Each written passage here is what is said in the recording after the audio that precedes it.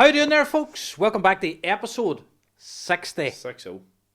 Wow, how the fuck do we get to 60? We want to thank this week's sponsor, Erwin Expert Electrical. Thank you very much for jumping on and supporting me and Mafa. Mm-hmm. Great to see a big company in our hometown here supporting me and Mafa on our wee podcast. We want to say a massive thank you to this week's special guest, Mr. Eric Roberts. Thanks for having me, guys. Great to be here. Eric, for what is such a special episode. Really, 60. I'm honoured. 60. We held out for you. Would have been nice to be on 50, but that's okay. 60. 50 was actually live, Was it? and Right. it was fucking horrendous. Okay, well I maybe get it's better lost. I'm on We haven't 60 spoken then. about that yet, have we? No, I don't. I got really drunk. Tune in again next week. We're going to take a deep dive into episode 50. Eric, what is happening? Nothing, lads. It's nice to be on a podcast in Donegal for once. Normally I'm the whole way up to Dublin. Dublin, eh? I think, hold on a minute, start this again actually. We'd like to welcome our special guest on here. Best social media star, by the way. Yeah, I don't like to brag about it, but I won Social Media Star of the Year this year. The trophy's hanging up in the kitchen there. That's unreal. I don't like talking about it. Do you know what I mean? I've always known to be humble, especially in the position that I'm in.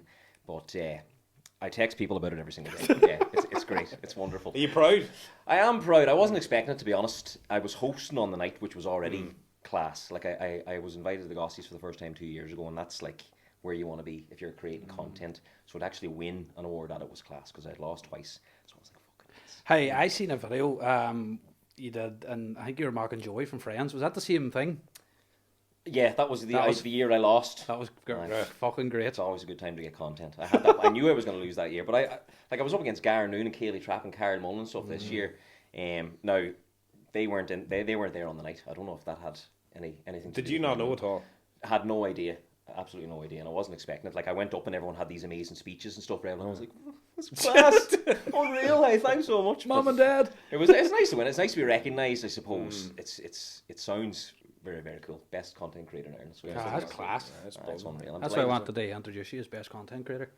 I want more people to introduce me as that. That's a great label. It is. It's nice. Congratulations also on becoming a father. I like how you led with the content Yeah. creator in that one. Yeah. You also became a dad. Yeah, I did. Yeah. No, I'll swap it. That was also equally, if not a tiny bit more, special this year. Class. Became a dad 1st of January.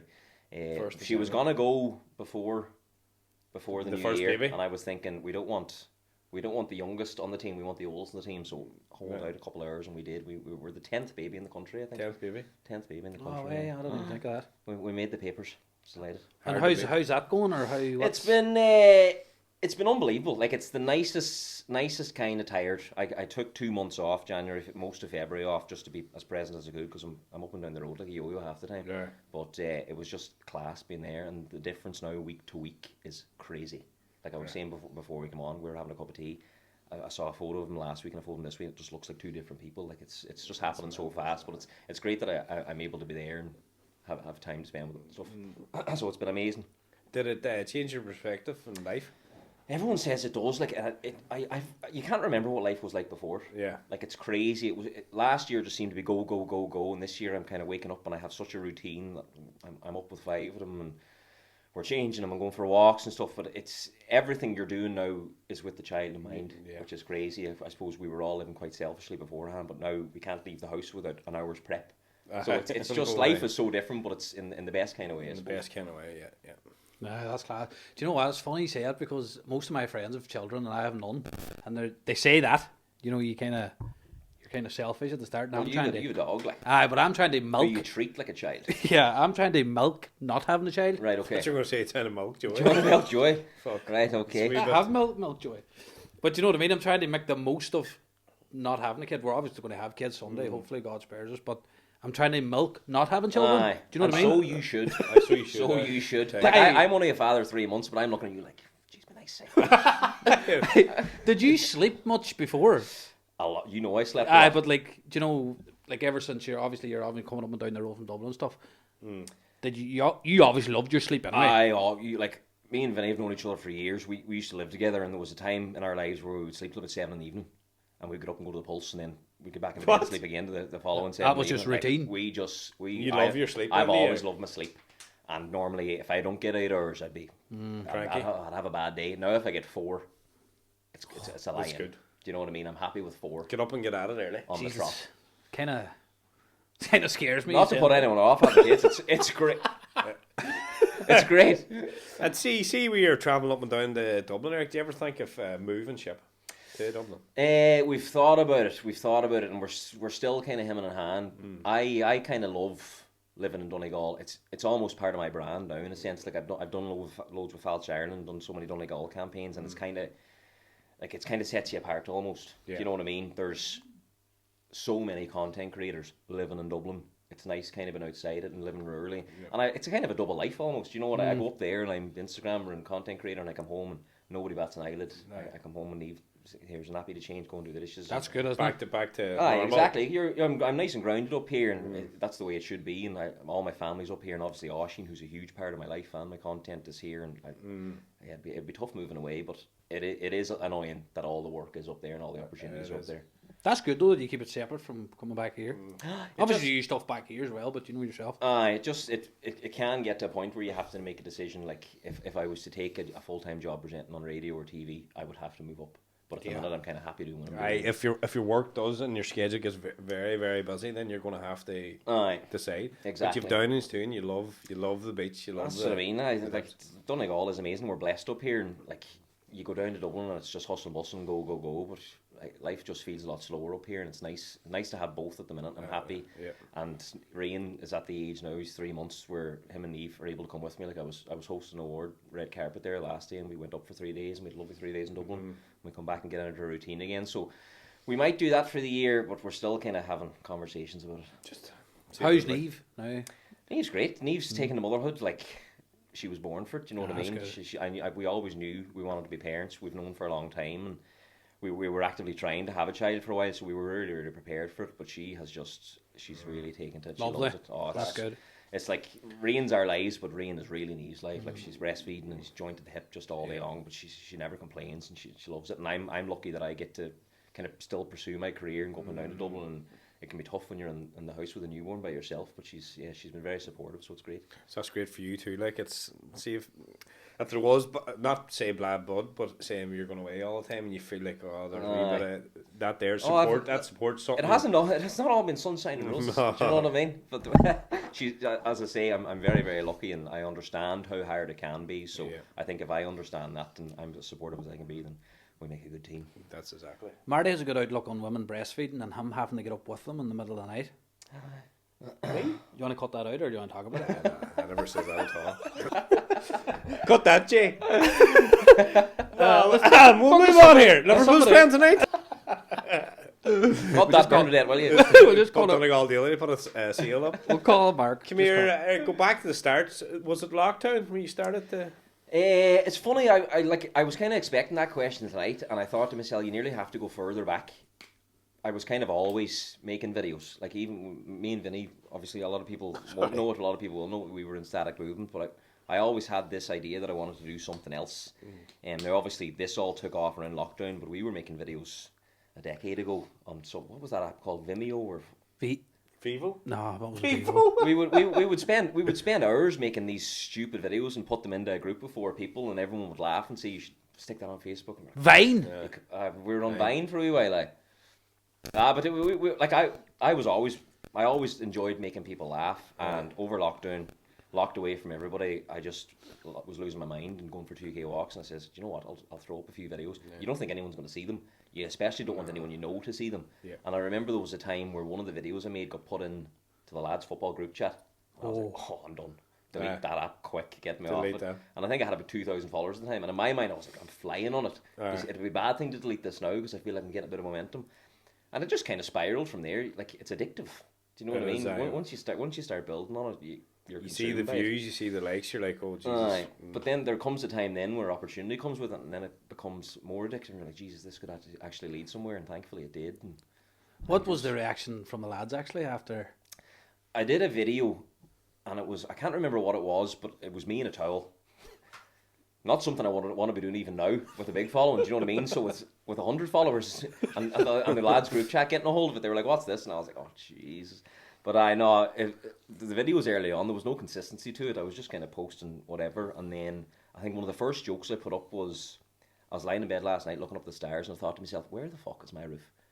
And it just, the simplest thing, and it kind of took off. And I was like, I might put up more jokes, and then start telling stories. And then when I got a big enough following, then I suppose I was a bit more transparent and started posting about family life and more about myself as opposed to just a meme that I'd seen or a stupid joke. And I suppose then you start to build a rapport and you start to actually get a bit of a fan base, and it just grows and grows. So it's there hasn't been one recipe to success or one video. It's just, I suppose, been over the last 4 or 5 years. It's taken off. Do you know what, Ty? I was just thinking today as well.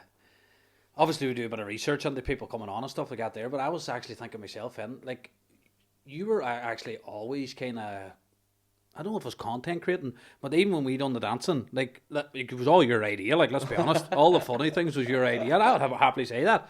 But do you want to do a podcast? But wasn't it though? Like, you were always like, even back in, you know. No, I think it was two of us. But it was off the bat. Like, we would come up with something that day and then perform it somewhere that night. I've always loved creating and kind of you were always on it. Like, the thing I actually enjoy now is doing the brand deals, and like what happens is the brand will get in touch and they'll give you a brief, and normally it'll be a very kind of descriptive brief. But I've sort of built up a reputation now where a brand will read it and say, "We just want you to make a video." You normally do it yourself? So normally there'll be a team of people working at a PR agency that we want this, we want you to say this, but it's got to a point now where, like you were involved in that Aldi one we did the last day. They just we'd like you. You weren't available. I said, "When I would marry do it," he says, "No, definitely not. He wouldn't fancy it." But see, after that, there he was sick. He was working. I rang. I says, "Fucking Eric's gonna have to give me a €250 I never voucher for Aldi." Eric, I never slept. I offered a man 15 every month. Send me a picture of Aldi and Ashling. Oh my god! I was in Aldi at the time. And he's like, "Oh, as a guy, sure, if I have spent already." He was ripping. I never slept the whole night. Just going to text you and everything. Everything else was a bouquet of flowers. Jesus, I feel bad. Anything else coming up, lad? That's when everything worked. I got 250. The reaction was unbelievable. I was thinking to myself, I'm going to have to get the boys down for another couple of lads. I see everybody's on to me. Everybody's on to me about that. Poor Neely. He always gets to doing like. He got something. It was so funny though. We were down there and he was like, who wants to do that? Or Neely, will you do the thing where you're crying? He was like, yeah. And I was like, this massage oil. Do you know why? Why Neely had to do everything? We were over in New York, and I was working with Aer Lingus, and we got first class flights, and the two boys got the free flights as well. So Neely was sitting in first class, and I turned to him and says, "If I ask you to do anything the next while, you're saying aye." Because you were like, "Gee, he said aye very quickly." He was like, "Right, okay, aye." I think if I told him to take off his top and run through the story, he would have done it. Like, but it's as I was saying, they reach out and they'll say, "Do this," but I've kind of built up a reputation where they'll just say. They trust you with it. There's a bit of trust there. Do you not think that's a bit of extra pressure on yourself? I much prefer it because when you have, like, my following expect a certain type of video from me, and I know what works, I suppose, and what people will react to and what people will find funny. And sometimes when you get a brief that just doesn't resonate at all, it's not you. It's not going to do as well. Better for you, do it's a nice position to be in, but I just love creating them kind of skits and coming up with them things. And it was a nod to Fatherhood, like a show we used to love, where they're lost in the lingerie room and we're just kind of running about headless, not knowing what we're doing. So, but it's brilliant, like it's brilliant. It's real eye catching stuff. Like it's nice getting stuff like that too. Like 100%. You know what I mean? Jesus, especially when you can do it in your local shop too. Like, but tell us how did you decide full time? So, I'm 30 years old, working in a very good job that I've gone through school and worked hard to get to for a couple of years, and you're turning around to your mum and dad and saying, "I'm going to leave and do TikToks." Well. And they're like, "No, you're not." You're mad. No, you're not. But I probably could have left 6 months before I did. Like, I was busy, and I was almost saying no to really, really good opportunities to stay in a job that wasn't paying nearly as well. Do you know what I mean? So in the end, it didn't make sense. The decision was kind of made for me because there was really kind of big brands approaching me and offering me really like exciting opportunities, and I just said, I can't be getting up at 7 o'clock to go and work 9 hours when I could just go and do this instead. And as well, I was landing into school, and I was sitting down, and I was maybe saying, "All right, take out your books there, Jimmy, and go and make a TikTok." The authority was gone. Do you know what I mean? There was no respect there, and all the kids kind of knew what was happening. So I just said, if I don't go now, I'll never go. And when I made that decision, it sort of broke as a news story, and it was all over the papers, and SNA leaves to pursue content, and that kind of bumped me up again. So it was the best decision I ever made. Like I was flat out busy then after that. But I see you with Ocean and your TikToks. I would say you're very good with the kids. Do you miss that? I know you're you love doing what you're doing now, but do you miss that side of S&A? I wouldn't say it's that I miss it. I really enjoy the job. I loved it, but I'd be stupid to say I don't prefer what I'm doing now. Yeah. Like I would never want to go back because what I'm doing now is amazing. It doesn't feel like work at all. It doesn't feel like work. Do you know what I mean? Yeah. I feel so lucky to be doing what I'm doing now that I would hope I can continue to do it for as long as I can. But I loved the job and it was a rewarding job, and I work with kids as young as 3 right up to adults with autism. Yeah. It was a job that was different every day and exciting, and you felt like you were making a real difference in some of the kids' lives, integrating them into different friend groups, and it was all about just inclusion stuff. So yeah, it was a job I loved, but what I'm doing now is just so exciting all the time. I can't remember how you get into S&A. I know Ocean's a big part of your life and stuff. So Mum's worked as an S&A for over 2 decades, and I was off doing them seasons in Ibiza and Napa every summer, and she was saying, you have to cop yourself on and get a job. Why don't you try and go into this? Selling fidget spinners. Tell him Eric sent you 2 shots, €5. Remember that? Fucking peach snaps, I can still taste them right. Hey, but again, you were good at that too. I did it for about 6 years. Oh, you did that? Come on, I'll give you a shot. I wasn't doing the shots. No, I was fucking peach snaps. I was more or less working in sales for this holiday company, but the perk was every year I got to go out to do these seasons abroad. But sure, I was just out drinking for 4 months. Do you know what I mean? So there came a time, I think it was about 25, like you have to cop yourself on and get a job. I was just, do you know what I mean? We were dancing, and 7 people were coming to our dance classes and stuff, and we were splitting €30 a week. Do you know what I mean? So I was like, right, I have to do something serious here. So did that and loved it, and did it for however many 5 or 6 years. And then when this happened, it just came totally out of the blue. Like, this happened to me. I didn't go looking for this at all. No. Like, I remember, like, we kind of started posting at the same time, and I was like, gee, I did a dance video there last week, 20,000 views. And we're like, fuck off. I actually remember you saying to me, I have fucking 6,000 followers.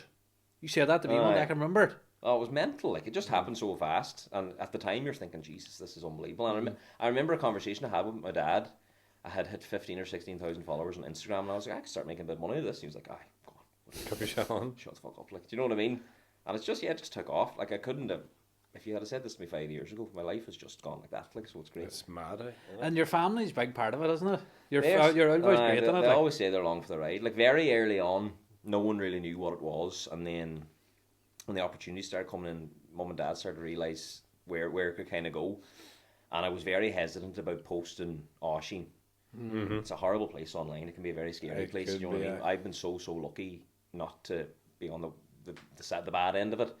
And the response that we got when we started putting Oisin up was just so incredible from families that were in similar situations, and just so delighted to see something like this brought to the mainstream, where people are almost scared to talk about it, but people could just see we have a great relationship. And Oisin's so musically talented and gifted in so many different ways. And I don't mention that he has autism when I'm posting him. It's not something that has to be talked about. It's just how our interactions are so great. Yeah. And people just love to see it, and it's so nice to hear from families and the difference it's making. So I just kept doing it, and people really took to it. Now he's getting recognised when he's out and about. He goes, "Hello, fans." That's all class. Does he? Anyone come up, hello, fans. Does he remember words of songs like that? Any song That's from mad, the 80s right up to today. You could the whole song, like Eric. You could play a note and he would just sing back the whole song. Like he's just it's obsession, and it's amazing. Jeez, that's mad, it just brings me so much happiness. Like we took him to Coldplay and smiling ear to ear.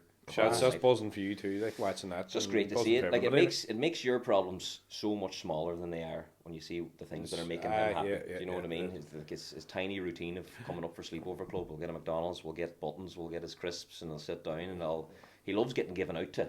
It's the strangest thing. It's mad. He loves when I give out stink to him. Like, I'm like, you fucking idiot, you stop messing. You're always messing. You just be sitting there breaking his whole laughing. Like, but it's routine with kids with autism and all that crap. They love to have their structure and their routine. If you veer off it, it can be hard for them, difficult to understand. Just depending on where people are in the spectrum. It's so vast. You know what I mean? No two are the same. But he loves his routine. Like, do you know what I mean? So at least once a week we'll try and have our sleepover, and we take everything off the list, and he goes home happy. Yeah, it's very I think where it catches a lot of people, it's very genuine. Like the videos you put up are so genuine, like you wouldn't see any fucking like clip, any cuts or anything like that. Jeez, I couldn't say to him, do something there now. No. But you know what I mean? No, I think it's just like a day in the life of your sleepover club. Like, do you know what I mean? I've posted about 50 of them now, and if I could just keep posting the same one, because there's just carbon copies of each other, you know what I mean? We're doing the same thing every time, but people just see how genuinely happy he is. As the both of you look genuinely happy in the video. It was like they're great to watch. I just love him. I'm breaking my heart laughing at him all the time, and he's taking the rein brilliantly as well. He's singing songs every time. Singing songs every time. Oh, that's great. It's mad, eh? Hey, tell us about this fundraiser you have coming up. So I'm working with the As I Am charity this year. Obviously, it's close to home. It's an autistic-led charity. Adam Harris, Simon Harris's brother, runs it, and they're providing sort of evidence-based advice because he's on the spectrum himself. He sort of knows what the community are looking for, and it's just about raising awareness. PTSB are sponsoring it, and they're doing things like autism-friendly branches and autism-friendly towns, and just trying to make Ireland a more inclusive place. It's called the Same Chance Walk, essentially because autistic people just want the same chance as everyone else. So we're just trying to raise awareness and get as many people down. That's on Saturday. I don't know when this is coming out, but if this is out before Saturday, please do donate. Indeed we will. We actually will donate. Actually, we're going to donate to Eric's charity, and it is actually Autism Day today. It is World Autism Day today, yeah. National Autism Day. We've seen that earlier on now. Yeah, me and Marty want to donate to your fundraiser because, very good, thank you. To be fair, we were just chatting earlier. You were very good to us in our fundraiser, and we were doing for Wee Ruby. So it's 3 o'clock in the morning. We were on the phone with Tag Fleming and Cassie Stokes. That was some buzz. The two of you Tag look like Fleming was zombies. like, "Hi, we'll come at the hang." Never seen a hang. Tag, where are you? Where Go are on, you? Tag, call up. They were in Japan there last week. I seen that. Oh, they never stopped them two boys. he was called funny, Tag. he's a- Seamus Coleman. He was that tired. What'd you say? Seamus Coleman. I was lying. See, in an airport when you're in the middle of the night flying, I was lying on the floor. I said, "Wake me up, Martha." And I thought people was walking to get in airplanes and everything. And get up, and I was like, "What the fuck?" One second, we'd done a 24-hour live video for Wee Ruby, but anyway, we were doing it in here, and he says, "Oh, I have to lie down for a half an hour." I said, "Go ahead, lie like down." a 4-day party. I was like, The rule had to be one of us had to be in camera all times. But anyway, he got back up and he was sitting in the camera. I says, "Right, I'll go and make a cup of coffee." I was on my phone when I was in waiting on the kettle, and I looked at the live. He was lying so hard, but see, after it was, I got wild emotional. It was so rewarding for doing that. See, after that, I was just, I got so emotional. I was just like, this is fucking mad, the amount of support we got. Do you know what? It was coming into like 5 to 12 or something. We ended at 12 o'clock, and the messages flooded in just saying how proud people are of us and all. And he got so emotional. I never seen him like that before. Like, and I was like, it was such a fucking feeling. People are like, "Oh, you sleep for 3 weeks after." We were buzzing for 2 pints. Yeah, for 2 pints. Your it was man put his unbelievable. pints up actually in the Glencran, and I had you know another what? one. I was down the street, to be fair. But you know what? As you says, like it really opened your eyes, like you know, and the things like that. But it's special. Like these are like people can see that you're using your platform for more than just vanity, and you're not just out to get a few followers or make a few pounds. It's important to give back, and when you're setting yourself a chance like that, there, like I when I was on the phone days, I was thinking, how are them two boys? Oh, jeez, I was getting their tight. But when you set yourself them goals and people Is can that see Russell that Crowe? you're giving back. He's the man there. But hey, I actually have wrote up here using platform well because it's the same as yours. Obviously, yours is massive, sir. But even you saying that now, you know that people are not just using it for fucking followers and likes now because you do your fair bit for charity, like, and so you should as well, like. But the way you do it, such a big platform, and a lot of people see it, so you should be proud of that too. And we love doing it, like we love doing our wee bits for charity, like. And again, the feeling, but it's mad how fucking lucky you think you have to be in life, like. Well, that's the thing. Like when you're working with these people and you're raising money for the likes of the stuff you've done. Like when you see them family situations, you think to yourself, you need to give yourself a kick up your hole. Like, do you know what I mean? I know. Everyone has their problems, and you think it's bad what you're going through day to day, but Jesus, some of the situations you see are awful. And sometimes you need that to take you back down. You know what I mean? You're like, Jesus Christ, I take that into perspective, and you're like, it takes you back down to earth a bit. People are worse off. That's what it's all about. You know what I mean? You get up every day and you have a healthy family. That's, you know what I mean? You're richer than any man. Absolutely. I think. 100%. Definitely, 100%. I'm a big advocate of just saying we're in a great place. We're in a great place. On that note, folks, we will end part 1. We want to say a massive thank you to Eric for coming down on his very busy schedule and joining us for a little chat. Massive thanks you to Erwin Expert Electrical for jumping on, sponsor me and Marty. We're away for a poo. We'll see you in 2.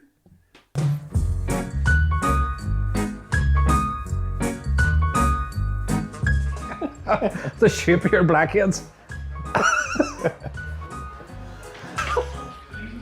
What are you doing here? We're watching episode 60 of the V&M podcast with Eric Roberts. Yeah, on this big widescreen TV that's just $5.99 now in store. Do you want a coffee? Do you know what? I'd love one.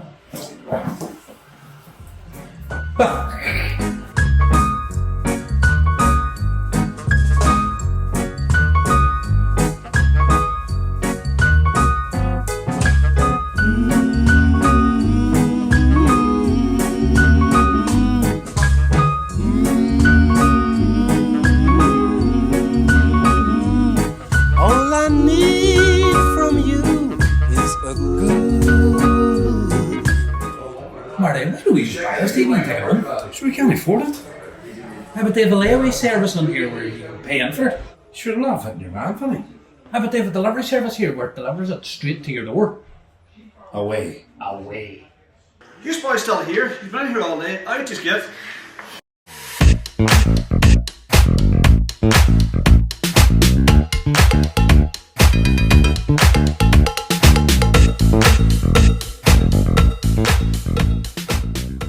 Folks, welcome back to episode 60. Maffa, do you think we're 60 episodes? We'll leave it there to fuck all and pull the pun. Pull the pun. Last one with Eric Roberts. Ever podcast is finished. Anybody want to buy a studio? I'm not gonna lie to you, that's part of the reason I'm here. The community's gotten together and said enough is enough. Out the gap. It's time for these boys Mark, to holiday. caught that. J-Mark, new shopping centre. Again, folks, a massive thank you to this week's sponsor, Erwin Expert Electrical. We appreciate you coming on, sponsoring the episode. Thank you very much. And to Eric for sticking around for another wee chat for us. We wanted to go, but we told him, sit on, Eric. We locked the door. I was done there Big things coming. We locked the door. Knees ringing him there, getting them home. Hurry up. Come here, Eric. What's your biggest woe minute? A woe minute? Woe minute? What the fuck? That I'm not sure what that is, Murray. Woe minute. It's an Oriental biscuit. Come here. What's your biggest woe moment so far in your journey? There's probably been that many of them. You've hard to pick. There has. It's hard to pick out one. I think a few of the standout ones was South Africa last year. BMW was an amazing trip, and just visiting the schools and some of the stuff they'd organised was top class. And then this year, I've signed with Kia, and I've got a brand new car. Like the cars and stuff are unbelievable, and Kia have been amazing so far this year. And we've got some really cool trips and stuff planned as well. And I suppose personally, the presenting opportunities that I've had this year, like the red carpet at the IFTAs, interviewing like Mick Coughlin and Andrew Scott, and hosting the Gossies, and I did the RTS Awards last year. Those have been, I think, sort of pinnacle career-wise. Getting to interview people like that there and being in the kind of same room as them even has been amazing. I think that's where I see myself in maybe 4 or 5 years, hopefully with some sort of talk show or. I was going to ask you, is that the avenue you want to go down? I'd love to have something of my own. I think with my name on it, as opposed to just being in the background at the big award nights and stuff. Do you know what I mean? Hosting them obviously is incredible. Like the Gossies was amazing to have been asked to do that, and so many big names that I love watching in the room were kind of all eyes on me. Was class, and the IFTAs was class. So if I can keep doing that and build up a good enough CV, I'd hope that one day I might get offered something big down the line. Hopefully. Were you nervous that night? I was just thinking. Funnily enough, I wasn't. I wasn't like. Remember, if we used to be going to do a gig and we were locked in and we knew exactly what we were doing, you were just excited. Like I was so well prepped for them all. Do you know what I mean? Like when you're interviewing Nicola Coughlin, it's not hard to know what she's been in and what she's doing. So I had the questions ready to go, and there was no really nerves. The only thing I was nervous about is not knowing someone. Like it can happen quite quickly in the red carpets where people are coming, and next thing you're stood beside someone and they're like, "This is Lucy." Who the fuck's Lucy? Jesus, you were great in that show you were in. Can you tell me about that? She was like, "Well, I wasn't in that. I directed it." That's what I meant. It was a great show. What a joke! So that's scary, and it's more so you don't want to be in that awkward situation. But I wasn't really nervous. I was just like, I feel like I'm built for it. Like I'm excited to do it. I'm ready for it. Well, that's a good saying too. But if they kept coming at me, I wouldn't know that because I'm dyslexic. Like I'd be like, George, Billy, how are you? Nervous poos. Nervous poos. Still a thing. Still a thing. I'm farting away before I come in here. So I get nervous before I go out for a pint. Can I just address something in the room? Anyone that's watching, if you can smell anything bad, it's because this place is full of Liverpool fans, and that's what the smell is. It's not your wee soft chestnut. What?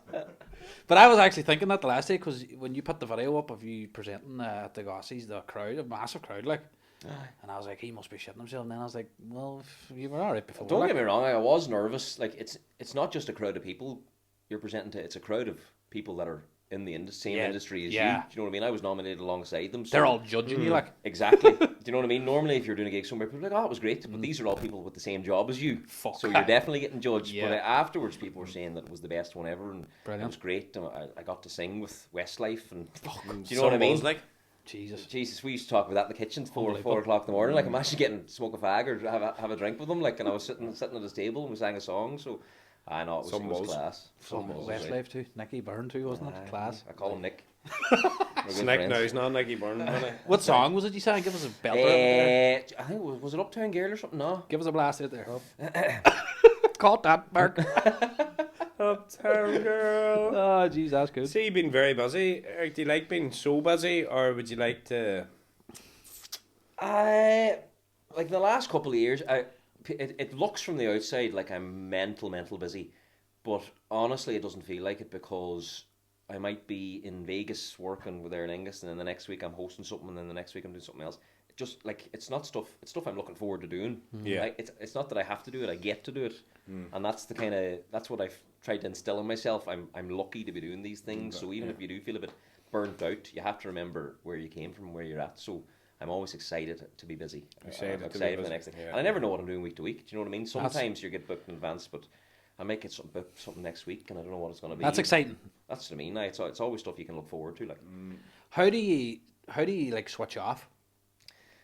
It's not hard when you're with the baby now. I suppose last year I'd come home and I'd try and get down to training or I'd visit Osh, the family, and as I said, like it's almost a double life when you're going up to your work and you're kind of on set and filming all day, and you come home then you're just chucking on the Xbox or watching streaming some series or something. You know what I mean? So it's not hard to switch off when I'm coming to and fro, but it can be hard when you've 4 or 5 things on in the one week and you're trying to be creative and your mind's going 90. It can be hard and it can be overwhelming at times because I always want it to be to a certain standard.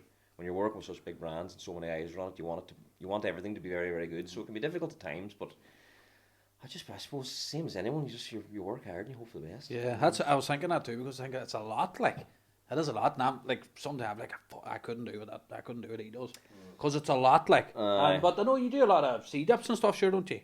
I do. And running's been a big one this year as well. Like I and the gym, you do a lot of gym. I try and exercise as much as I can. Like I grew up, and for the majority of my life, I was always extremely involved in sport to a decent standard as well. Like I always loved playing football, and when this career sort of took off, that took a back seat, and I couldn't get down to training anymore, and I lost a lot of fitness and probably put on a bit of weight in the last couple of years. So started running. You know all about that, Marty, don't you? Yeah. Started running. Everyone knows that about Marty. Fucking runner. I'm runner off the ball. Stevie B. Up down the sideline warming up. Cut that part. Jesus, cut that. But Jesus, you need it because you can go mental. Like someone said to me that you can almost mourn your past life in this job because it does take such a flip. And I used to love going training on Tuesday and Thursday, and it hit me hard when they said that you can almost mourn your past life. Like I don't get to do them things anymore. Don't have that camaraderie anymore with the lads in the team, or get to go for a 5-set Astro, and you do miss it. But running was great because you can take the runners anywhere. So I signed up for the half marathons and the marathon downings. I'd never do that again though. Jesus. Tight. What do you listen to, Eric? Or Hans Zimmer. Do you raw dog? What's Hans Zimmer? Hans Zimmer. Sounds like a fucking ham. If you don't know, get to know. Jesus, you'll set a PB. Listen to that, man. Like, why? You know what it is? It's like Harry Potter and Pirates of the Caribbean and Interstellar. All them. Wow. See when that Interstellar tune comes on? Wow. Or Batman. You know, so there's no singing. It's just. No, it's just Hans. Yeah. He's in like what do you call him? Good. On a plane. Oh, you probably trained them. Like you'd knock any man clean out listening to Time. Is that what you Interstellar? It's class. Never heard of it. No, it'll do something to your brain. Like, you know that scene where Batman's climbing out of the dark hole? Oh, aye. Oh, fuck. He's like, climb! Yeah. That's Hans The Zimmer. porno or the one? I don't know what kind of Batman you be watching. But, no, I must listen to that, because I find, listen, I got on that better on last year, and I was loving the 5Ks and all that crack, but I find it very boring. It's so monotonous, so you have to find something now. I'd throw on a podcast or something, not yours now, but a good one. Like, you listen to that for a wee while. Can we edit that in where he says R1? With a different voice. Batman voice. You're one. Being. Do being there. How does it do again? No, doctor. The 40 from Volcara? No, doctor, that's for later. They expect one of us in the wreckage, brother.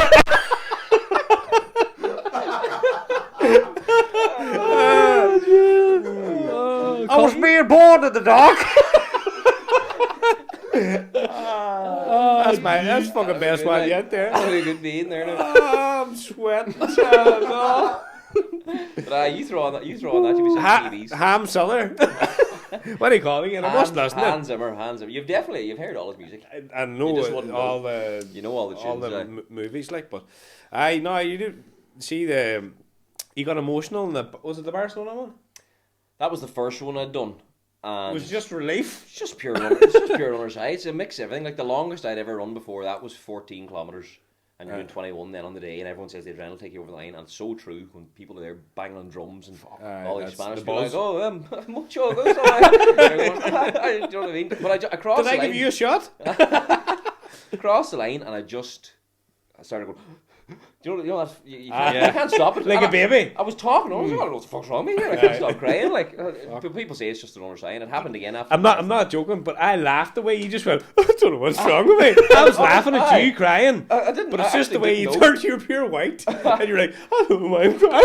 It was brutal. Like, and the same thing happened at the marathon. But the marathon, I planned to do the Dublin marathon, and I was raising money for Focus Ireland, but I got invited to Vegas then with Aer Lingus. You're not going to go to Vegas, like. No. So I had committed to doing it. I trained to do it, so I organised my own then in Downings, and I just did laps of Downings. I did 5 laps of Downings on a windy, pissing rain Sunday. Just by what was that? Which way did you go?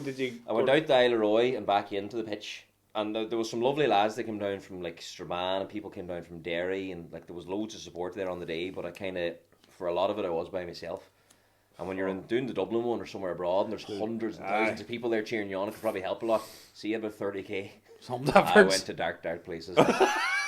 Oh, jeez. Tight. Oh, it was bad now. But my body went into shock after. I was white as a ghost. And Adam Spear, who trains in the town here, Spear Fitness, he did my running plan, and he came down. He ran the second half with me, and your body's just depleted of everything that's in it. All I had was them gels. So I lost sensation in my arms, and I couldn't lift my arms, and he was feeding me chocolate running alongside me. I was just going like that there to try and get a bit of energy so I could get over the line. But from about 35 kilometres, I couldn't even think. Do you know what I mean? But if he wasn't there feeding me and the support wasn't there, I mightn't have made it. But Jesus, no, I wouldn't do that again. I'm going to Croatia next week with my mate, Chris Toner.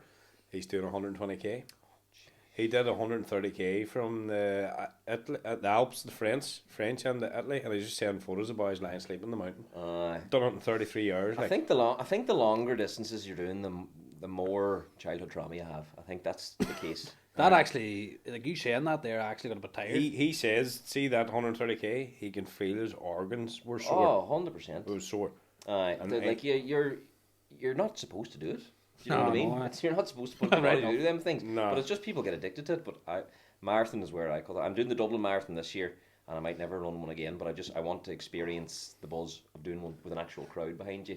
So I said I'd sign up for that this year, but no, they're crazy. I would love to do a half marathon. In fairness, you'd manage it. I would love to challenge myself. It's a task, but it's a manageable, achievable thing if you just give yourself 3 months. Do you pace yourself, or do you just? Oh, geez, you have to. You have to. It just depends what kind of standard.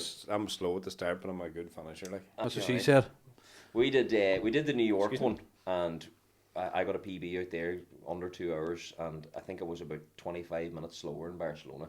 Do you know what I mean? So it's just about staying consistent with it, and I suppose putting in the hours. But a half marathon, I think a lot of people think is a big task, but if you give yourself 3 months, you can do it, and it's an amazing feeling. Alright, it must be some feeling. I might take. We're signing up for that. Nope. You take the quad. You start. Oh, you hear that? I ran 3k on the treadmill on Wednesday night and nearly passed out. I'm going to take this joke from somebody else. Matt was that unfit. He started to sweat freewheeling the bike down the hill. It's the fucking worst joke I've ever heard. Cut all that out. Actually, that's Roe Boyle. Roe Boyle, he says, I'm at fucking unfit. I fucking started sweat freewheeling down the hill there. Just cut all that out, by the way. That's terrible. Right, no boy. Math not going to do a marathon, am I? I'm not fucking marathon. You hardly work, you fucking do it in the car. Hey? I wouldn't be able to do it in the car. Tells us, Eric, you put so much online and stuff for your life and stuff like that. Do you get much hate? The bigger the account gets, the more you get. Like, but a lot of the time it's stuff I'd laugh at. Like I was hosting an event for Paddy Power over at Cheltenham. Danny Dyer and Gemma Collins and Peter Crouch and Glenn Johnson, and like it was the most unbelievable day. At the end of the day I was thinking, I'll go on here and check my comments, bound to be some good ones. Like, and someone had messaged me and said, that suit's too small and your feet look like spuds or something. What? And I was reading the message outside, and Danny Dyer came out and spoke, "You're all right, mate?" And I was like, "Oh, look at this, Danny." He's like, "What the fuck? You think that's bad?" And he pulled out his, scrolled through my, I was like, Jesus, I'm lucky. Like, he got a load of mental stuff. Oh, it's crazy. Do you know what I mean? I'm lucky, and I've always said I'm lucky that I do. Of course you get bad comments and you get hate, and I just block them straight away because I just don't want anything. You start thinking if you bite back once, then that's people go down rabbit holes and it just drive you clean mental. But no, I'm lucky that other people get awful stuff altogether. Like, and it just look what happened to Gary Noon there a couple of weeks ago. Do you know what I mean? It's horrible. It's just awful, and I wouldn't deal with it well. I wouldn't, because when it has happened bad a couple of times, and I can't get off the couch, like. No. But you can't help but read them. And you might get 100 good comments and 2 bad ones, and you're just looking at the 2 bad ones. Someone said that on here before, actually. And you kind of like it, don't you? No, I'd see. I'd bite it, and I'd write horrible stuff to. We put up a video on TikTok about Mbappe at the Grand Prix. And I've never seen comments like it, and we were like, "What the fuck? Who?" Like, and then see some things he wanted. Here must be cheap and all that. No, but thought you wanker. Well, we were like, "These are great." You want to hear some of the things he wanted to say back that you would get to. Yeah, I would go down. But hey, 5 rabbit holes. There's some fucking weird. But that's what I mean. Now that's the danger. Like when you're in a position with a big platform, you actually can't bite back. Like, oh no. And you'd love to. You'd be able to use the next day. I'd give people a piece of my mind, like at times, but you can't do it because that's what they want. They want the reaction. That's why they're messaging you, like. But it's horrible, like that's. It's always accounts with a profile photo of a cat, or do you know what I mean? Or no profile photo and no followers. Like, do you know what I mean? Some people have just fucking nothing better to do. Nothing to do, lying shaving their cats in their room, like. Exactly, like that's what you think. We fuck it's so and even when you're on Big Garden, they're like, that's crazy. Like he must have got some bad fucking like for him to. Like I'd say it's probably better to delete the account and go off it for a while, anyway. Because that's what we all thought. I mean, you're better to just take yourself away from it because then you can't bite back and you can't engage with it and stuff because it was just so undeserving what was happening because he was kind of coerced into it almost. Gave his opinion, didn't really say too much wrong, and then everybody blew up. Was the fucking balls. But he's back now, thank God. He's back. He's brilliant, to be fair. He's very, very good. Garrett, whenever you're free. Whenever you're free, come on the pod. Favorite part of the whole thing. Social media. So the whole thing. I said it as if it was. What's your favorite part of your life? Marty doing being. What's your favorite part? I think just of the whole journey. I suppose it's addictive. Like there's a glass ceiling. There's no end in sight, and I think I care so much less now about what people think, and because of that, I'm trying more things. Like last year, I did stand-up comedy. I started presenting. I did some TV. I was on Netflix. Do you know what I mean? These are all things that you dream about and you think that are so out of reach. But I've realised you can kind of just try anything when you're in this position. Do you know what I mean? I wouldn't look at a place trying whatever I wanted now down the line. So I'm in a very, very lucky position, and I feel so grateful that I can kind of do these things and get these opportunities. But I don't have one standout thing. I just love, I suppose, the freedom that I have and the freedom that it's allowed me to have with family and friends and stuff. So I'm hoping that I can keep doing it for as long as I can. Do you know what? It's good you said there that you don't care what anyone thinks, because I think there's a lot of people out there that do care what people think and don't do what they want to do in life. Yeah, I think there's people back. There's so many more people now that are starting to create content. Like I see, one of my favourite videos that popped up a couple months ago, and it was a guy sitting in the back of a bus on the way to work, and the caption was like, heading to work at 6 a.m. because I didn't post myself dancing in 2020 or something. So many people built careers out of fucking nothing. Like there's so many people in the exact same position to me. You know, I'm of course the best content creator in Ireland. I've won that award. You won that award. Do you know what I mean? A lot of people are in the same position where they started creating content, doing something around their hobby, whether it be makeup, and they started a makeup brand, and they're making fortune of money, like TikTok shop and stuff now. Some of these girls in beauty are making, you wouldn't believe. Just in a podcast, you can become a millionaire so quick now with your phone. TikTok shop, you're like, if you're selling, say, a can of Coke there in TikTok shop and it was €20, the commission you're getting, it could be €10. The commissions on TikTok shop are crazy. So there's so many people that are building industries from their hobbies and building careers from their hobbies, and it's mad, isn't it? What do you like? What do you think of that? People like starting now. Like, are you looking at people? People think it's too late. Do you know what I mean? Yeah. But we would have thought that looking at like Britain's Got Talent or different things, we thought we missed the boat there. We should have done YouTube 10 years ago. Yeah. It's never too late. Like people are still popping up now that are. The time we live in now, people don't realise it only takes one video and your life could just completely change. Like, sure, look at fucking Huck 2 on face. Where'd she go? She robbed a pile She's of in people. jail, I think. Is she? She started a meme coin. Aye. And then a load of people invested in it, and then she took all their money and got rid of the coin or something. I actually think she's in jail, haven't or seen she's her on the in it. road to jail, man, all her. She's the definition of an overnight success. Like, but the people she had around her, I don't think were very good. But if you you can monetize whatever it is you're going viral for, then it can be great. Like, you can build a whole life. Hey, a lot of people follow you. Who do you follow? I love self-deprecating. I love Irish humour. I follow all the big names here in Ireland. I think I follow a few. Jesus, the Australians are very, very funny. Do you follow any of the Australians over there? The TikTokers. Jeez, there's some clinkers. The Thing Brothers. Do you know what my favourite content is at the minute? There's these two Asian fellas, and they hurt each other with elastic bands, and they wear masks.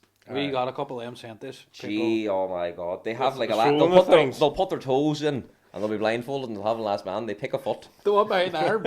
And then they drop the elastic band, and they have a harmonica in their mouth. And they go,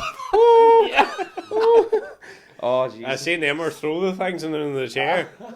Someone sent us that, actually. That's right. And they want us to do it. No way. Oh, you should do it. $4,000 my teeth for it to be broken. That's way. But I just $8,000 my hair. I just love funny accounts. I try and stay away from. It's the long hair Australian brothers.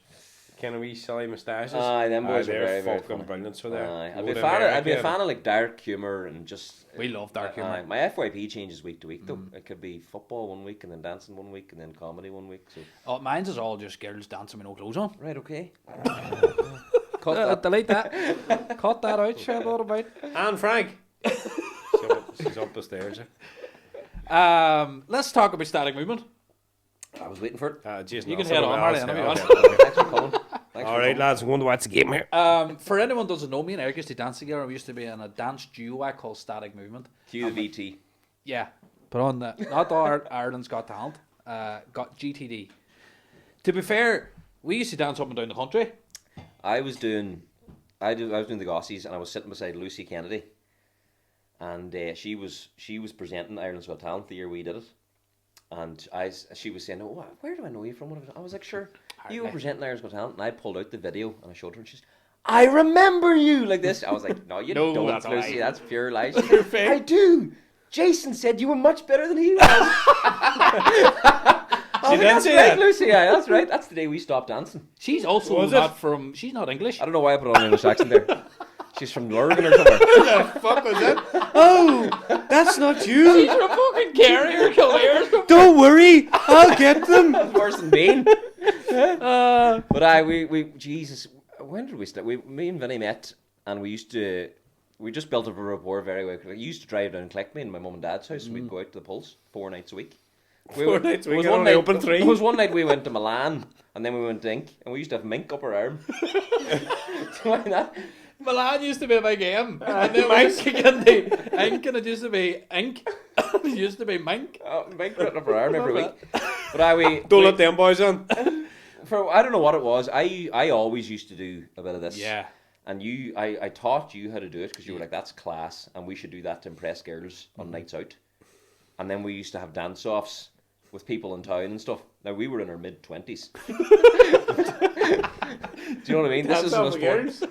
this isn't us 14, 15. Like, we were grown adult men, but we fell in love with it, and we became obsessed with it. And we went on Sky One's Got to Dance, and we were the most viral video, and that just kind of kicked Roll off. the VT in that.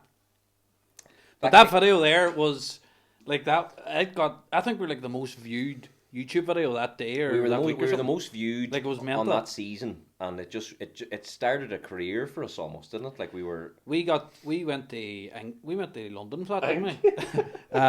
But we got 3 gold stars, and people are like, what happened then? Remember that? Through the next round, but we never did get through the next round. And then we met. Can you remember we met one of the producers a couple of years after? And she was like, I think you knew or something, no? Whatever it was, anyway. She's like, the reason you didn't do, they couldn't understand one fucking word you were saying. Oh, there you go. Do you remember that? Thank you very much. I was hearing about it. Cheers to the gold star. Fucking hell. Because we were very good, like, all jokes aside. They were fans of us, but it was almost a blessing in disguise, because we uploaded that video ourselves. They didn't even upload that. Aaron McCreary uploaded that video first. And it skyrocketed, and we were in the press, and there was a big buzz about it. And then we started getting, someone was like, would you dance at my wedding? And we were like, jeez, don't know that. And we did it, and we were like, we could make €200 each year for 5 minutes dancing. And it just spiraled. We did it for about 2 years. We travelled up and down the country. We done a wedding fair in the Radisson. We did. And we got about 13 weddings. Aye. And 13 weddings. We were doing 2 a weekend. We're making this seem very glamorous, though. We did a gig one day at the opening of a specific section in Curry's, and Michael Murphy was there, and then the staff. That's it. So it was 4 staff members and Michael Murphy, and we were in there doing single ladies. And at the end they went, that must be wild and annoying, like. That was the worst. That was a bad gig. We had some bad gigs. But there was some good gigs. Down the country was the best ones. Like Sense Cookstown. Oh wow.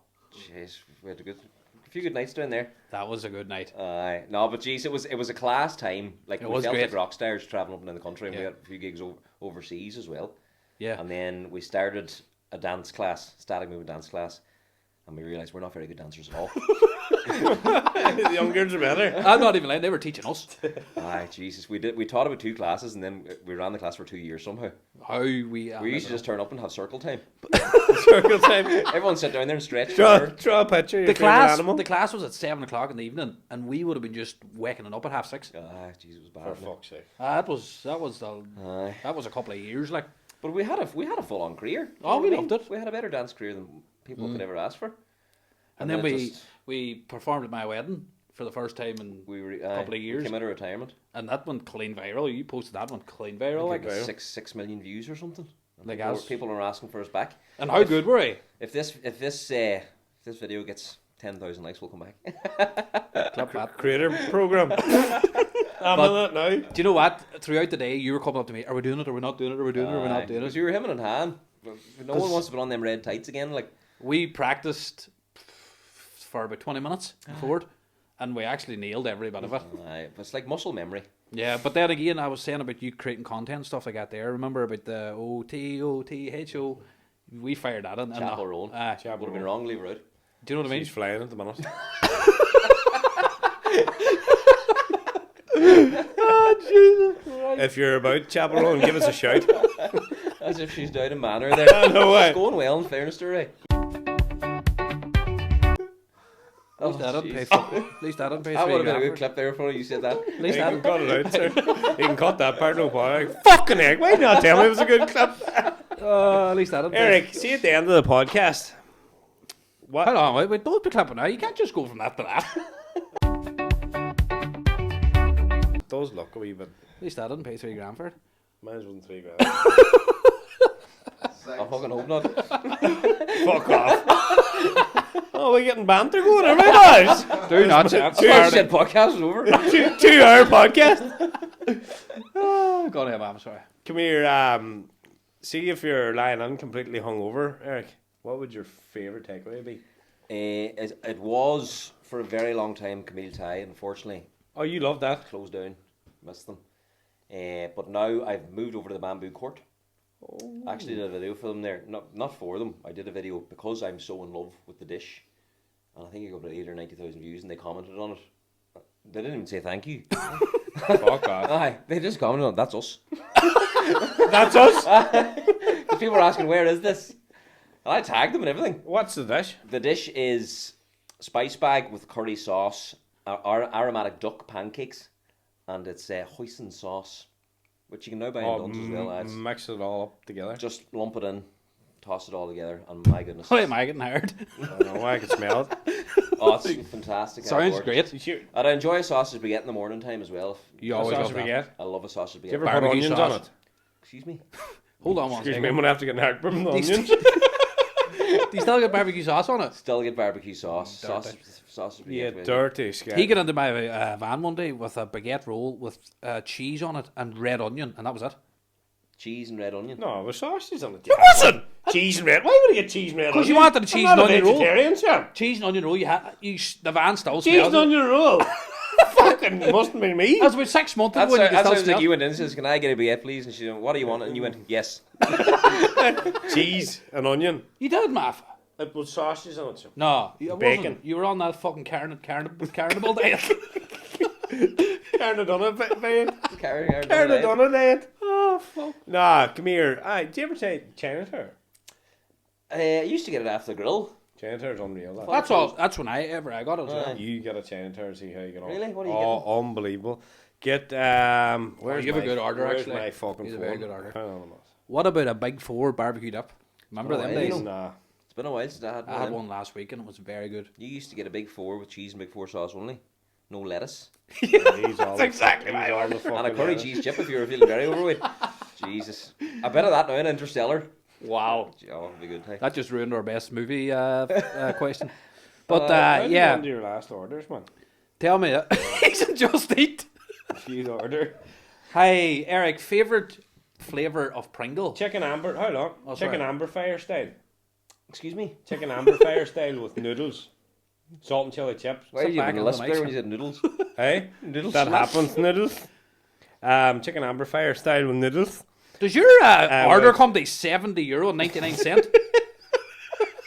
For a hangover dish? Jesus. Fuck. That's for a 2-week order. That's very That expensive. chicken amber fire style, salt and chili chips and curry sauce. You get it. and That come sounds like back a to me. Pokemon. Chicken amber fire style. Sounds like a it's Wi-Fi unbelievable, password. hey. You can taste the I don't know if fucking... it'd be €70 for hangover food. No, that's family, like. You can taste the fucking chef's about nails 15 too, like. Oh, Jesus. Stop. Mine is with the wee Chinese down the crossing the Port Road, mine crossing the Pulse. I was on delivering it one time and the fucking flies and name badges on it. Swear to God, they were chopping carrots and everything in the fucking Well, actually, I think Bamboo Club closed down at one point. Yeah. the rats, eh? I They had forgot the fucking the dresses and everything on the rats. Clip close. that for them, sure. Eric, favourite That's us. Favourite, That's us! Thumbs up. favourite flavour of Pringle? It'd be a prawn cocktail, man. Oh, clap, Oh, clap. unbelievable, eh? But I don't eat them often. The Pringles are underrated, I suppose. Christmas. Clap, clap. Treat. Surprised you don't like barbecue. And I don't dislike it. You're a barbecue Yeah, it's man. been like? my favourite. Prawn cocktails up there. Mine. they are Prawn lovely. cocktails, mine too. They're nice and they're underrated. So you're lying in with your bamboo cord and the flies hanging off it. Box of pink Pringles. What is the movie? What is your favourite movie? I am a movie fanatic. I love movies. I would sit and watch them all day if I could. And I have, depending on what mood I'm in, I think different ones. But I think, yeah, it's hard to look. If there was a film I'd love to have never seen and watching in, it's Interstellar. Wow. Me and Vinny, we built a fort one night. A fort? We built a Fort fort well. one night, and we put on Interstellar, and we didn't speak the whole movie. I don't think I And we watched turned it. around to each other at the end, and we were both crying. We stood up and clapped. We didn't speak. We didn't speak for 3 hours, and we just turned around. There was just the same tear running down the same cheek, and we just went. I don't think I watched that. Who's done that? Matthew McConaughey, unbelievable. Anne Hathaway, some cast. Is that where Space. he's with the family? Murph. He says he's going. Murph. Don't go to the Murph sales. Murph. What the fuck? Aye, is well, that? that's very sounds good. like- That was the Unbelievable. worst, but that is very good. So that's your favourite movie? I watched Law-Abiding Citizen. there last Unbelievable. night. Unbelievable. First time ever. Not if I just... Jamie Foxx. He's in Ireland at the minute. Is he? He is, aye. He's trying to get him on. He's class. Jamie, give us a shout, lad. We'll go down to Bamboo Court. Hey, we'll get a... Interstellar. They reckon there's going to be a second one. Remember I tagged you in something one time? No, there's not. No. No, because that's because they all die at the end. Spoiler alert. There's going to be a second one. Give us another movie there, quick. Grease. I thought you were going to say Green Mile there. Grease Persico is one of my Pay. favourite films. Grease and Home Alone. Grease is a first for us. I actually watched that the last day. Grease Lightning's a John fantastic Travolta. film. It's an absolutely... She comes out with the big curly hair and her all dolled up the 90s. Feeling electrifying. That's a first. Grease is a first. I'm big into my series now as well. Give us one, Em. Started watching, what's it called? Mobland. That one that goes... Do you know that one? Anyway, folks, we'll wrap it up there. Bluffy the Vampire. White Lotus. That's what it was, like White Lotus. If you've not watched White Lotus, Sydney Sweeney. No. Good? Get to know why. It's very good. What's it about? I don't want to spoil it for anyone, but fella dies. Actually, hold on. What was the fucking film? Oh, jeez, there was a film that was a year or two ago. We used to make it a thing to ruin each other's films. Like I think I sat down one evening, Vinny's like, what are you watching? I was Shawshank Redemption. He says he climbed out through a hole at the end. We used to spoil films for each other. I think you see me pulling in the cinema one time and you're like, oh, what are you going to see? And I was like, oh, fucking just say Batman. He's like, oh, all right. He says, do you know at the end, it's all a dream at the end. And I thought, I was only joking. That's exactly what happened. Christian Bale wakes up at the end. It used to be great though. We used to be bad, eh? Fucking like just ruin it for everyone. Like, Meradingos, Pesos Payers, Meradingo, Maui, Meradingos. That's his stroke. That's his Green Mile. Right, okay. Give us one more before we go. One more movie. Series, not series. Series. Sorry, hold on. I want to cut through you. Did you watch Adolescence? I did. We were actually thinking about shooting. He's in the middle of it. Ad you gave me. He's in the middle of it. He's in the middle of watching it. Let's do it. It's all a dream. He wakes up and it's his dream. I'm ready. Let's spoil it for him. No, that's class. That's actually been made mandatory now in schools. Brilliant. But geez, the way it was shot. Watch it. Yeah, it's going to be. That's brilliant, actually. An epidemic almost with TikTok and Instagram and Andrew Tate's and McGregor's and stuff for kids, so they're making it mandatory now. Simon Harris. Fuck. It's a good show. It does hit home like strong watch.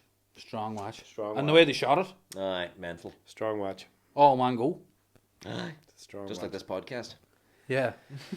Anyway, Jay, at the end of Adolescence, it's all a dream. It's all a dream. And they go down to Bamboo Court and it's closed. Because Eric ate all the spice bags. The ducklings. Anyway, on that note, folks, we're going to wrap it up. First and foremost, we want to say a massive thank you to our very special guest, Eric Roberts. Thank you very much. For coming down and joining us on your very special, busy schedule. Schedule. Again, we want to say all the best in what you do. No doubt it'll be fucking fantastic, and keep doing what you're doing. Same to you guys as well. We're both massive fans. We love your content. Keep doing it. And don't be a stranger to the podcast. And make sure episode 120 I'll be back. 100. But yeah, thanks a million for coming. Interstellar 4 will be out. Just another thanks to our episode sponsor, Airone Expert Electrical, again for jumping on.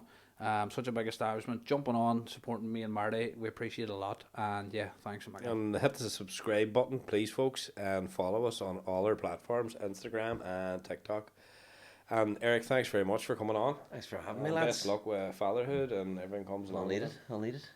See you later, folks. We'll see you in episode 62. We might skip 61, but we'll see you later. I'm going holidays. Peace out. Good luck.